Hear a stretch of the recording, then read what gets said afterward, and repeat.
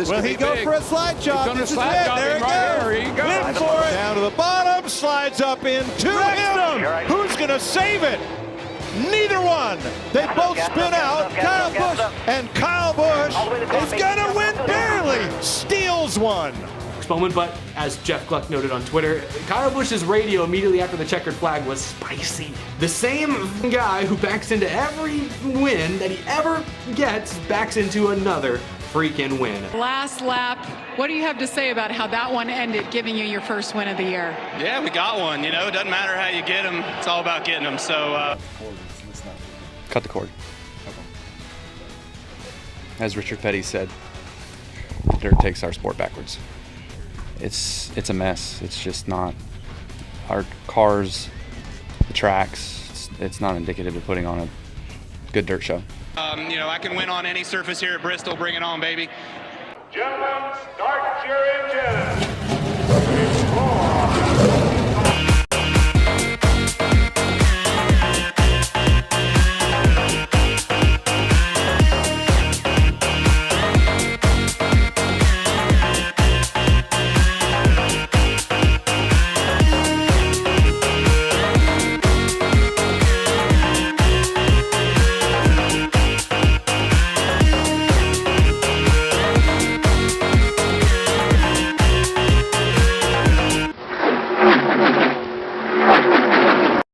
All right, welcome to Shifting Gears. We have 5 different topics we're going to talk about, 5 different gears we're going to go through. Let's go ahead and get to the first one. All right, getting right into first gear. Again, it never fails. It seems to be a weekly basis. Yep. Denny Hamlin's bad trouble continues. His bad luck. Another mechanical failure. Another race. Yeah, another race not finished. I mean, I would hate to be a Denny Hamlin fan right now. He's got more wins than our favorite driver this year, but as far as running, it's not great at all. Not great at all. So, man, if I was his team, man, they got to figure something out. Yeah, they've got to. I don't know what it is. It seems like, I mean, none of the Joe Gibbs I say are doing great this year, but he's like they're not really having many problems as he is. So like, why is he struggling so much? I know. Of course, we've talked about how Toyotas have not done good, but I mean, he is just worse, like even worse than not good. Yeah. So I don't know what his deal is. They got to figure it out. I think honestly, like I said, I think they'll bounce back eventually, but it's going to take a while. I guess at this point, when I don't know when. It's not. I don't know. It's going to take a while. So they need to get something together. I mean, that's got to be frustrating for him. I mean, it's a good thing he has his team that he can fall back on to try to make him be good spirits. Yeah. Even then, they're not doing that great either. But at least he can have something else to focus on besides just his constant trouble. So I don't know what his deal is, but they got to figure it out. They have to. They got to. Yeah. Hopefully, I mean, for him and his sake, hopefully sooner and later. But at this point, it doesn't really look like it. So, but I guess we'll see. All right, shifting to the second gear here. Should they change the rules to the stage end at Bristol Dirt? Yeah, the only reason we're bringing this up, of course, is if you watch the race, you'd see the very first rain delay. We had a ton of people pit, but because the field's frozen right at the end, even though they pitted, they were still considered the leader, and that was after halfway. Mm-hmm. And so if the race would have been called, it would have been really highly controversial. Yeah, and highly controversial. I think now the way they did it was, I mean, it all worked out in a way, but the people who didn't pit did end up getting the lead, which, okay, but I think for the sake of what almost happened with the rain delay and it getting canceled, I think they should have they should make it where it doesn't matter. You have to pit, like almost like you have to. If they're not going to get fuel, you have to get tires. Yeah, and it's debatable. I mean, there's some people that's not going to agree with us, but I think if you're not going to have competitive pit stops at the end of the stages and just have breaks, I feel like everybody needs to make a mandatory pit stop. Yeah, exactly. And it has to be. They have to make it a rule where you have to come up the road, because I mean, it's the last place guy. I mean, if Cody Ware was the only one that pit, he could have ended up stealing the race win or something. Like that wouldn't really make much sense to me. See, and then they can do that in other races, and so I like that aspect of like even Justin Haley back a few years ago. Remember, he's won a race. He is a winner in the Cup Series because remember, it went coming from 1 to go, and some people pitted and they stayed out. Lightning strike the right way at Daytona. and he ended up getting the win. Lucky win. I think he's the luckiest driver when it comes to NASCAR. If you look at all of his wins, they always come by lucky. That's, I don't know, on different tracks, I think it's just different just because the circumstances and everything and the way it is, and it's really kind of confusing when the only time they can pit is at the end of the stage. I think it needs to be a mandatory. You have to. Yeah. On Bristol Dirt, I do agree with that. I think at the end of the stage, there needs to be a mandatory pit stop because I don't know what would have happened if there wouldn't have been so many caution laps that they were able to save fuel and make it to the end. Well, half the field is going to run out of fuel, and they're going to have to make mandatory pit stops anyway. So what's going to happen there? Exactly. I don't know. Exactly. So that's controversial. I know there's some people aren't going to agree with me, but I do like the fact that if they are going to have it to where they can pit, then they need to have drivers that pit be at the end and not be scored up front. And because I like that part of strategy where somebody like a Justin Haley can stay out and nab that and steal that. Absolutely. I just think it's just different for the circumstances of Bristol Dirt. Yeah. So. All right, shifting right into gear number 3 that would be, should they move the spring Bristol race, whether it be dirt or concrete, to a later date? Now, I don't have the stats right in front of me. We kind of did a little bit of research. We did a little bit of research, and now I'm blanking on the years, but I think it's literally like 5 out of the last 7 or 8 years it's been affected by rain in some way. Of course, me and my wife were at the Bristol Dirt race last year, and it was a monsoon. When I say monsoon, I mean monsoon of rain. There was headed to the track. We had to stop at a Big Lots at a neighboring town and wait for a tornado sirens and everything to go off to be done before we could even get to the track. I mean, it was crazy how much rain they got, and it seems like it happens every single year at this date. No matter if they move it within a month of each other or whatever, they almost need to move it to the summer. I would like to see a summer Bristol race to see how that would be. Of course, that's kind of on NASCAR and ISM and Fox how they want to do it, what date they want to have it. And I understand the whole having a spring race, having a fall race. Like, I understand that, but it does kind of get old. Every single spring you're sitting here, and I do think it's going to rain. Pretty much almost have to. Okay, well, they're going to get rain delay for a while. I mean, it's almost a.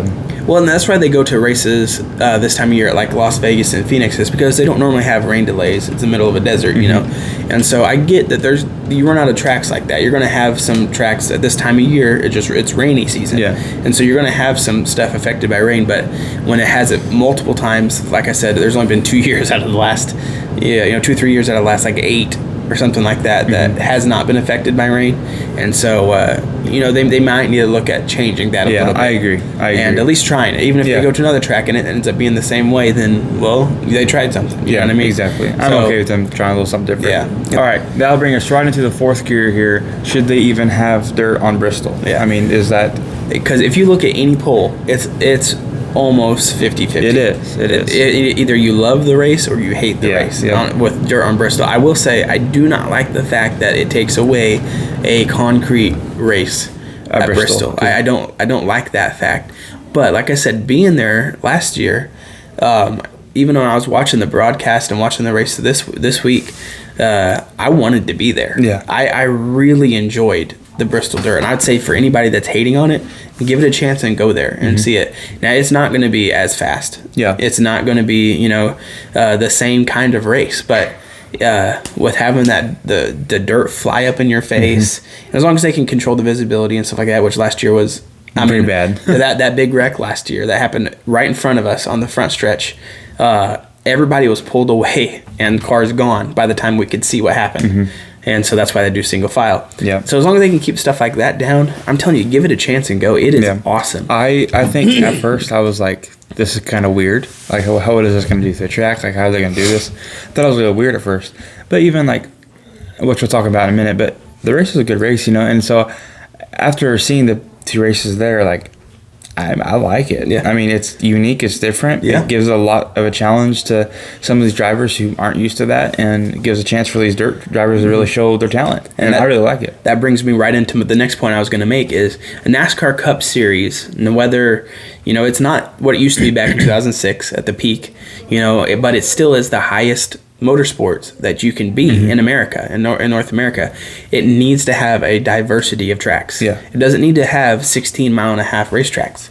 It needs to have a variety, and dirt should be at least one track. I don't think they should go to 5, 6, 7. I don't even think they should go to 3, maybe 1. You can argue for 2, to make it maybe in the playoffs. Because the playoffs, if they're going to have this round of 10, round of 16, and everything, it needs to be diverse. Yep. You can't have the same tracks over and over again, because it just plays into this couple guys' wheelhouse. If you're going to have it like this, the knockout stuff. So maybe argue with having a dirt race in the playoffs, but it needs to be there because it's challenging. Yeah. You need to challenge the driver.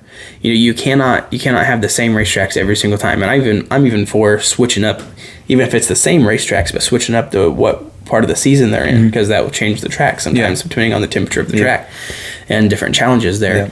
And but anyway, I think it's I don't know. I like it a lot. Obviously, it is 50-50, but I love it. I say keep it going for as long as you can. I say, and if they decide not to have a dirt race at Bristol, they need to have a dirt race somewhere. And a dirt race needs to be on the schedule. At least once. I don't care how much the drivers are hating on it. There's just as many drivers loving it. Yep. And now I think NASCAR needs to make sure they perfect the car. Yeah. Obviously, maybe not have a windshield and figure out the cooling issues. Yeah. But they'll get it, and it should be fine. And that brings us into fifth and final gear. Of course, it's the race overall. Just like I was just saying, this race was beyond a million times better than last year. Last year was great in its own way. The fact that it kind of brought back old Bristol, where it was the bottom was the way to go, and that was it. Yep. Bumped people out of the way to get the lead. This year they had kind of progressive banking, which is for dirt, not always on asphalt, but is the way to go with dirt. It's where you can run the top, run the middle, run the bottom. I loved it. It was a fantastic It was race. awesome. I loved the finish, somewhat controversial. Yep. It was weird how nobody got mad. Of course, last week, everybody got mad, way too mad, overreacted. And this one was just kind of like, happens. Shake hands and smile about it. I don't know. I was expecting some fighting or something. Yeah. I was expecting even Chase Elliott and Cody Ware thing. I don't know if that was going to happen. Yeah. Like, I was just expecting something, and it all ended, and I'm just like, that's weird. But it was such a good finish anyway. I mean, it was, it is, people are going to hate on Chase Briscoe. Some people are going to say it's okay. I say, once again, you're going for the win. Why would you just sit there behind the guy and not do anything? You have to try something. Of course, there's a line. You can't just... I remember back when Joey Logano was just getting on the scene, back in the K&N Pro Series race, that race they would have right in the middle of January before the season started. He was in there and completely didn't even brake for that corner and hit, I can't even remember who it was. I think it was a 4 car, if I remember correctly. That's going back a few years. And he got penalized for rough driving. I mean, obviously you can't just barrel it in there and bounce off the wall and hope it sticks. Yeah. I mean, you have to be somewhat smart about it. You can't just dump somebody. I don't think he was... I don't think he obviously meant to. I think he was just going for it. Yeah, he said it himself. Tyler Reddick and Chase Briscoe are decent friends. They grew up racing in the dirt and stuff like that together. And things are both kind of humble guys, nice guys, so to speak. I know Chase Briscoe's been in a lot of controversy lately, but they have some respect for each other. I could see that, and that's cool. I don't think Chase Briscoe went in there with intention of I'm going to wreck you and I'm either going to win or none of us are going to win. I don't think he had that attitude. I don't think that's Chase Briscoe. I don't think that's the type of driver he is. I think he's going to do anything he can to win on the last corner of the last lap, but who'll win it? So I completely back him, and I completely would 100% understood if Tyler Reddick was mad too. I'm on both sides. I understand if he was mad. I understand Chase Briscoe. He had to do what he had to do, and I would go ahead and start giving the percentage of what we do every week.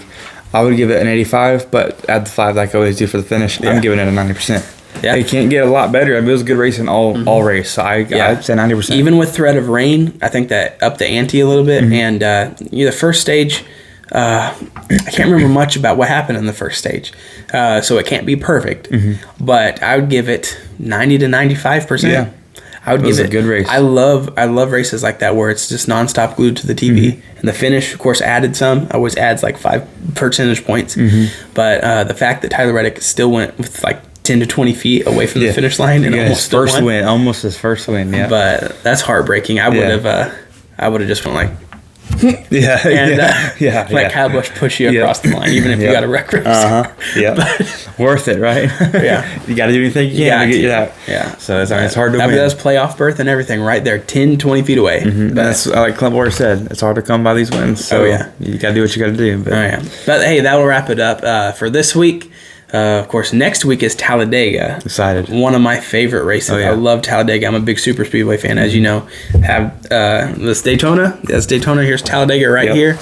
I love them. Love those races so much. So I can't wait for that. I'm ready for it. If you like this video, please like, comment, subscribe, click the bell. And we'll see you everything next you need week. to be, and we'll see you next week.